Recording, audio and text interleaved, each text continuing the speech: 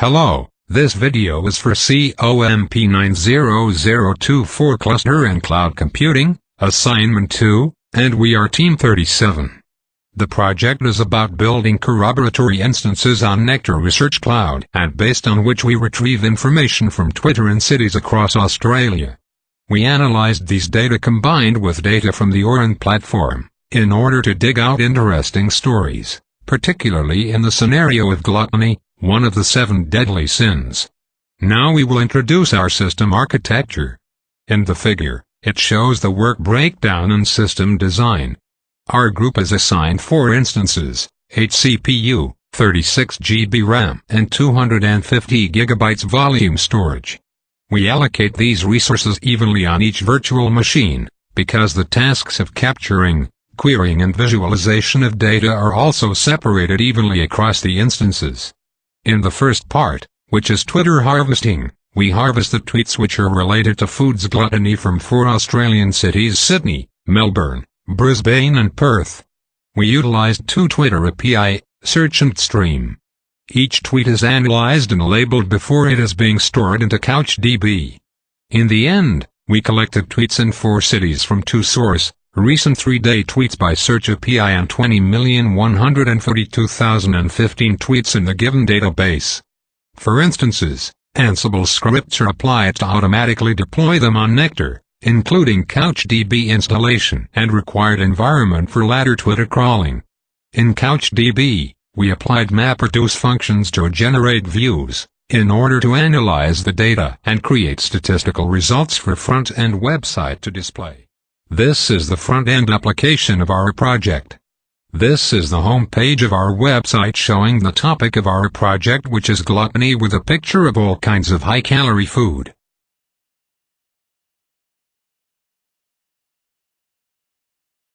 If you scroll down, you can see the introduction of our project and brief description of some main components of our project, which are CouchDB, Tweets Harvester and Processing in MapReduce.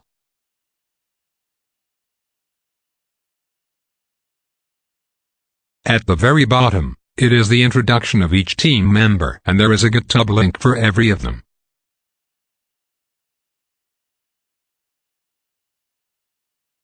Then let's go to the visualization part.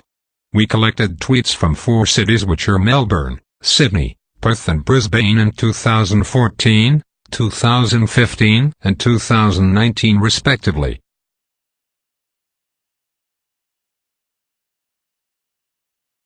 Let's start from Melbourne. The different polygons in different colors are rendered using data by Orin.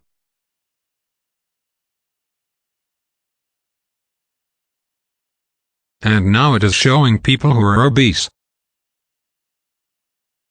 You can select another dataset of number of people who are overweight. And if you hover over each polygon, the top left text will show the exact figure. The clustered points are collected gluttony-related tweets, and you can use the slider to choose to show different time periods.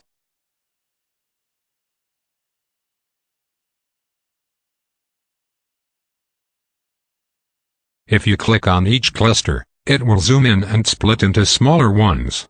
And at the end, it will show each location of each tweet.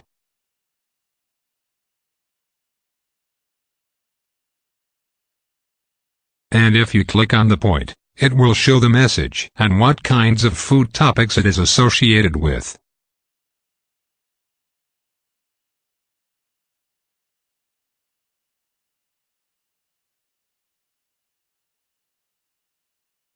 You can also zoom out to see other cities' information.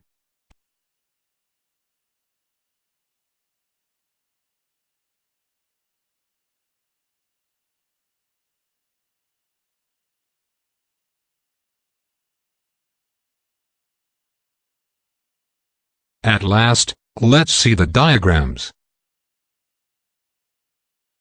This shows percentage of people who are considered related to obesity, according to the tweets in 2014, 2015 and 2019.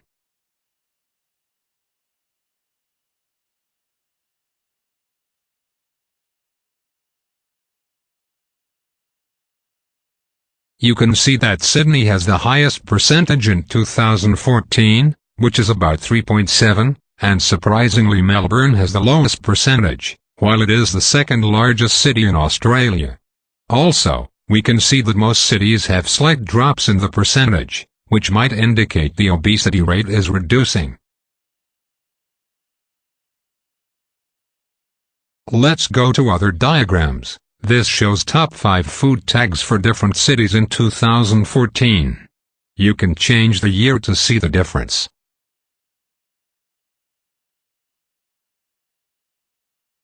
It is expected to see that coffee is dominating this part. At last, let's go to the last diagram, which shows percentage of tweets in different time periods.